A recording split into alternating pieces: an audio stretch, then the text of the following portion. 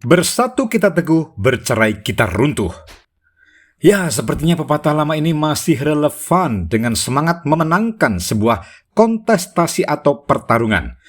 Akan tetapi, menyatukan elit politik atau penyatuan partai politik ini tidaklah semudah pepatah itu. Termasuk Capres Prabowo dan Ganjar. Bersatunya kedua sosok ini akan membentuk koalisi yang sangat kuat.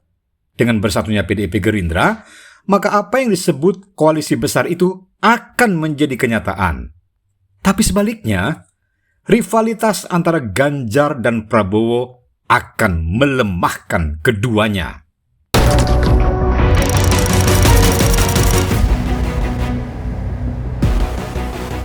Tarik ulur di koalisi partai. Sesungguhnya belum ada satu koalisi pun yang benar-benar firm. Nasib koalisi perubahan yang diisi Nasdem, Demokrat, dan PKS ini belum pasti. Dengan kasus korupsi yang melilit Johnny G. Plate, ini tidak ada jaminan Demokrat dan PKS untuk betah berada di dalam koalisi tersebut. Ya, tentu kedua partai ini tidak ingin terimbas stigma pendukung koruptor yang dilakukan oleh kader Nasdem sebagai sesama anggota koalisi. Nah, jika salah satu merotol, terhenti jugalah jalan Anies Baswedan dalam upayanya menuju istana. Koalisi Indonesia Bersatu yang merupakan koalisi pelangi karena diisi Golkar, PAN, dan P3 ini juga diambang perpecahan setelah P3 mendukung Ganjar Pranowo yang sudah diusung PDIP sebagai capres. Satu kaki hengkang, rubuh sudah bangunan koalisi. Maka tidak heran Airlangga Hartarto selaku Ketua Umum Golkar ini mencoba merapat ke koalisi besar di mana sudah ada Gerindra dan PKB, juga kemungkinan PAN. Pada kedua koalisi tersebut, ini persoalannya hampir sama, yaitu sulitnya menentukan cawapres bagi masing-masing capres. Termasuk juga menentukan siapa wakil untuk Ganjar, meskipun PDIP belum berkoalisi. Di koalisi perubahan, sampai sekarang Anies belum menentukan cawapres bagi dirinya meski sudah diberi mandat.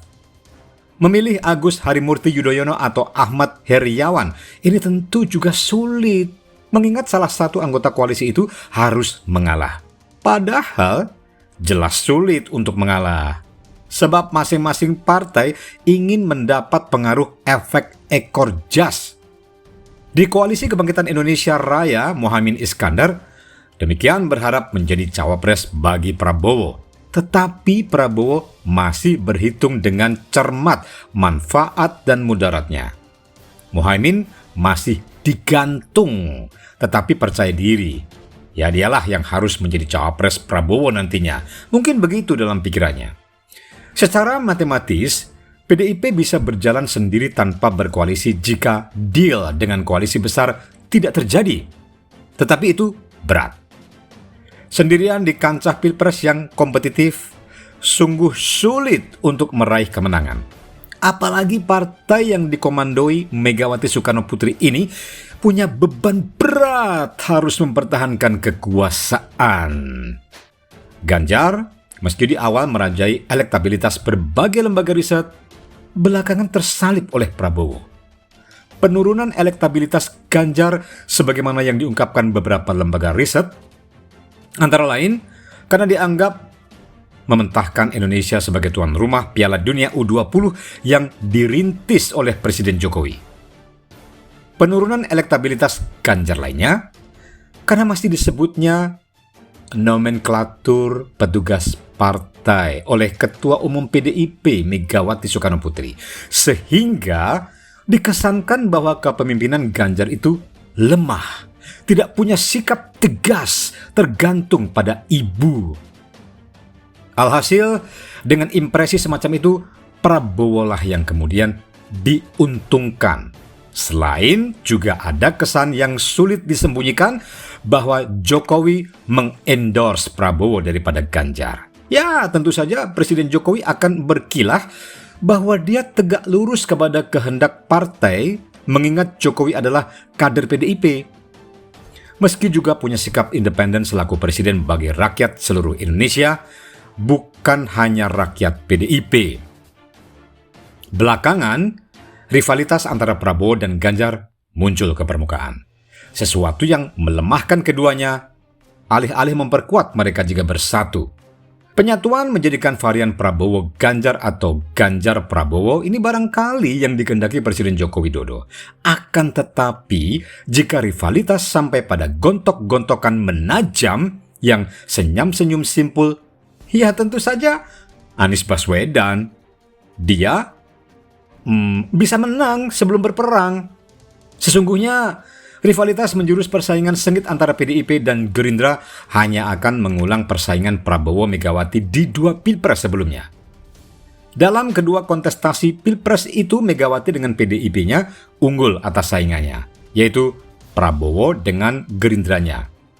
Alangkah meruginya jika persaingan itu terus berlanjut sampai pada Pilpres 2024. Padahal Joko Widodo sebagai presiden telah mengajak Prabowo bergabung di dalam kabinetnya, yang berarti kerjasama lebih mengemuka daripada persaingan.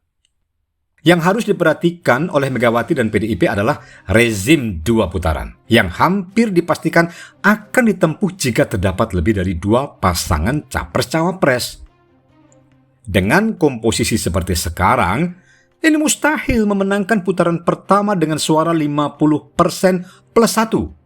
Artinya harus ada pasangan capres-cawapres yang kalah di putaran pertama.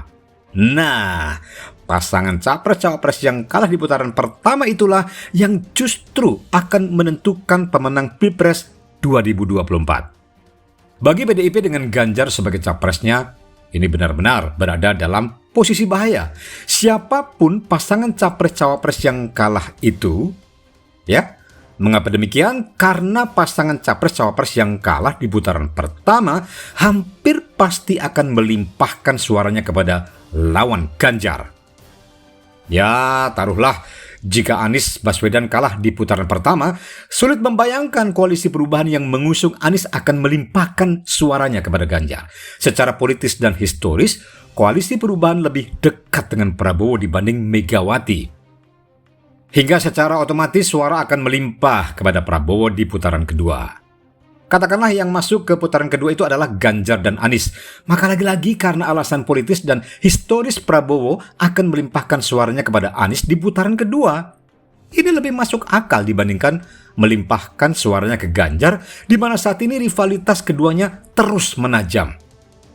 Ya, jelas ini posisi sulit dan dilematis bagi PDIP dan Megawati Soekarno Putri.